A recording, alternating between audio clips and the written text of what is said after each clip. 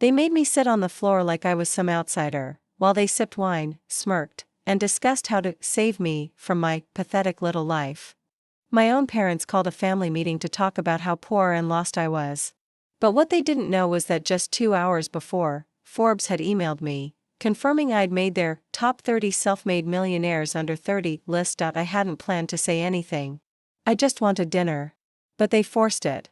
And what happened next left every single one of them speechless. If you've ever been underestimated, mocked, or made to feel like a failure, this story is for you.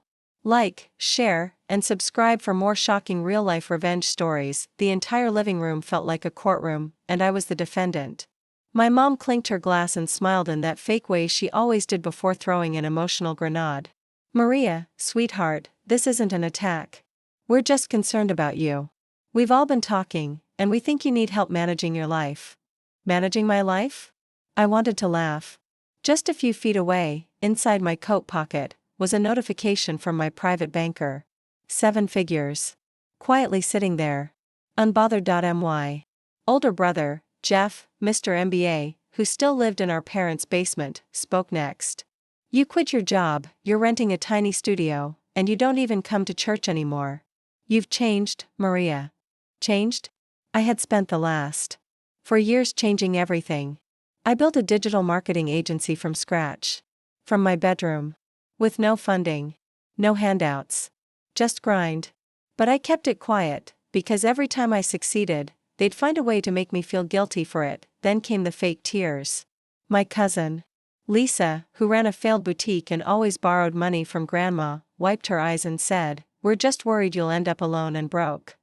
That's when something inside me snapped. I pulled out my phone. Opened the email from Forbes. And projected it to the living room screen. Silence. There it was. "Congratulations, Maria Clark. You've been named one of Forbes' top 30 self-made millionaires under 30. Estimated net worth, $11.40 million." Lisa dropped her wine. My dad blinked like he couldn't process what he was seeing. And Jeff? His mouth just hung open like he forgot how to speak, but I wasn't done yet. I looked around the room at all the people who had called me lazy, weird, and a failure. And I smiled. "I didn't come here for advice," I said. "I came here because I thought maybe, for once, you'd be happy for me." Then the real drama began. My mom lunged for the remote and turned off the screen like she could shut the truth off that easily. "That can't be real," she snapped, her voice shaking. "You always had a wild imagination, Maria. You probably photoshopped that." I tilted my head and raised a brow. "Then maybe ask Forbes directly. Or better yet, call Chase Private Banking and ask about the 8-figure portfolio under my name." Jeff scoffed, trying to save face. "So what, you got lucky with some online side hustle? That doesn't mean you're stable. You still don't own a house, or a husband, or anything that actually matters." That's when I pulled out the second card. Literally. I reached into my bag and tossed a sleek black card onto the table. "That's a Centurion Amex," I said. "Look it up. They don't give those to broke girls living in studios." The room went still. Even my dad, who usually chimed in to defend Jeff, just stared at the card like it had slapped him across the face. And Lisa? She suddenly had nothing to cry about. But here's where it got interesting. I walked to the hallway closet, pulled out an envelope I'd hidden earlier, and slid it across the table. "I bought something last month. Didn't tell anyone. Figured it might cause drama." Jeff opened it. He turned pale. "You bought Grandma's house?" he gasped. "That was supposed to stay in the family." "It is," I said with a smirk. "Just not your part of the family anymore." Lisa stood up. "This is messed up. You manipulated Grandma into selling it." "Nope," I replied, calmly. "She reached out to me when your loan defaults nearly got the house foreclosed. I paid off her debt, gave her a beachfront condo, and she signed the deed over to me voluntarily. Because I was the only one who showed up when it mattered." My mom looked like she was going to faint. "Maria, we didn't know things were that bad. Why didn't you tell us?" I stared her dead in the eye. "Because every time I opened up, you mocked me. You had no problem believing I was broke. But now that I'm rich, suddenly you all care?" For the first time in my life, they were speechless, and I was the one in control. But just when I thought I'd said enough, my father leaned forward and said something that turned the entire room upside down. My father leaned in, his voice low and tight. Maria, before you go playing queen of the house, there's something you don't know about that money of yours. Everyone turned to look at him. Even Jeff, who usually played Dad's mini-me, looked confused. I narrowed my eyes. What are you talking about? He rubbed his temples, like he was bracing for impact. The seed money for your business. That anonymous wire transfer you got 4 years ago, that wasn't a grant, Maria. That was me. I froze. No, I said. Slowly. That's not possible. I never told anyone about that. You didn't have to, he said. I knew you were working late nights, skipping meals, burning out over some online project. I asked a contact of mine to wire $25,000 to you anonymously. Just to get you started. I never planned to tell you. My chest tightened. For a second, I didn't know whether to feel betrayed, grateful, or furious. But before I could react, he added, so technically, you owe your success to me. That's when it hit me, this wasn't an act of kindness. It was control. He waited until the moment I stood tall to remind me I was still under his thumb. Jeff immediately jumped in, emboldened. So everything she built is because of Dad's money. That means you owe this family. You're not a self-made anything. Lisa clapped like it was some twisted courtroom victory. Exactly. That money should have been shared, Maria. You weren't supposed to hoard it and buy houses behind our backs. My pulse was pounding. Not because I felt guilty, but because I realized what they were doing. They saw my success, and instead of celebrating, they wanted a piece of it. You think $25,000 made me who I am?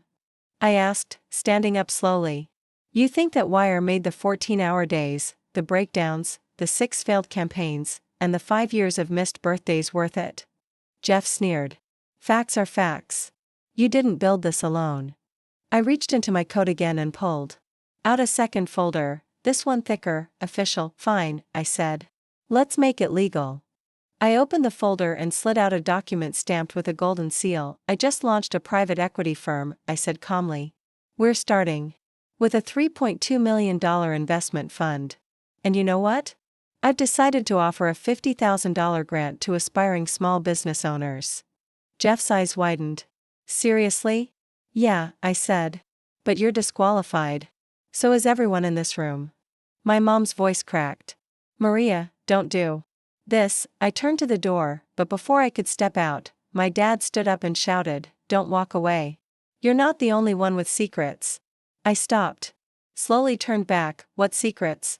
I asked. He looked at me with something between guilt and panic, and then he said something that shattered every truth I thought I knew about my childhood. My father's face twisted, like he was choking on the words. Everyone held their breath. You were never supposed to know, he said, trembling. But you're not, biologically my daughter. The room collapsed into silence. What? I whispered. He looked at my mother, who suddenly went pale as chalk. She said it was a one-time mistake, he continued. 28 years ago. Your mom had an affair with her ex-boss. A man who turned out to be a multimillionaire tech founder. And we agreed to raise you as mine. But after all this, your arrogance, your disrespect, I'm done lying. My mother gasped, tears rushing down her face. You promised we'd never tell her. You swore it was buried. I couldn't breathe. The ground under me felt like it cracked open. You mean, my real father is someone else? I said, my voice barely holding. David Ellis, my dad muttered. Founder of Titan Core Solutions. He died last year. But he left something behind. He reached into the drawer of the cabinet and threw down a letter. This came in the mail 2 months ago. A legal notice. He named you as his only heir. I snatched the envelope and pulled out the letter. My hands shook as I read, to Maria Clark, my biological daughter, upon my passing, you are entitled to 80% of my estate, valued at $48 million. My legs buckled. Lisa gasped, clutching her pearls like it was a soap opera. $48 million? Jeff's face turned green. That's not even real, this is insane. But I wasn't even hearing them anymore. The room spun. Everything I thought I knew, who I was, who my family was, what I'd built, it was all based on lies. And then came the final bombshell. My father, no, the man who raised me, looked me straight in the eye and said, and before you go thinking this is some Cinderella fairy tale, there's one more thing David Ellis left you. I turned slowly. What is it? His lips curled into something between anger and warning, a lawsuit. And a letter saying he believed someone in this family had been siphoning money from his company for years. He left it for you to uncover. The letter shook in my hands as my father stepped back, his eyes darting between everyone like he'd just dropped a live grenade in the room. A lawsuit? I repeated, my voice cold. He nodded.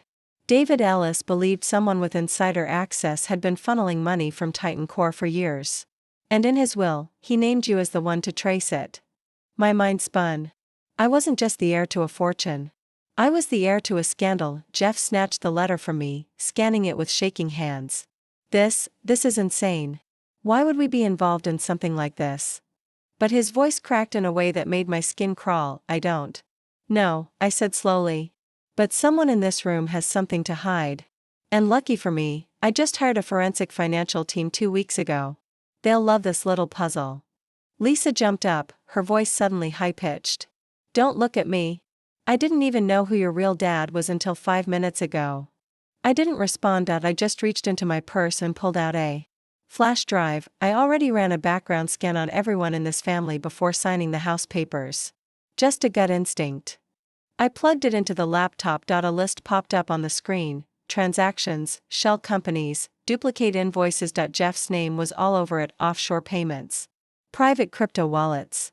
Fake vendors billed to Titan Core subsidiary accounts. He stumbled backward. This is taken out of context. You used Uncle David's company like your personal ATM, I said. You never thought anyone would connect the dots. But now? I own the dots. I own the company. And I own the right to press charges. Jeff turned to our parents, desperate. Say something. Tell her she can't do this. But they were frozen. Even my mother had tears streaming down her face, but said nothing. I won't press charges, I said, locking eyes with him. Not yet. But you're going to wire every stolen dollar back. With interest. And then you're going to disappear from my life. He looked like he was going to throw up. You're not family. Exactly, I said quietly. You made sure of that a long time ago. I picked up my coat, walked toward the door, then paused. I came here hoping maybe we'd celebrate. Together. That, for once, you'd see me as more than your failure. But now? I realize this family only shows up when there's something to take. As I stepped outside, the summer air hit my face, fresh, clean, and freed out. I slid into the back seat of a black SUV waiting at the curb.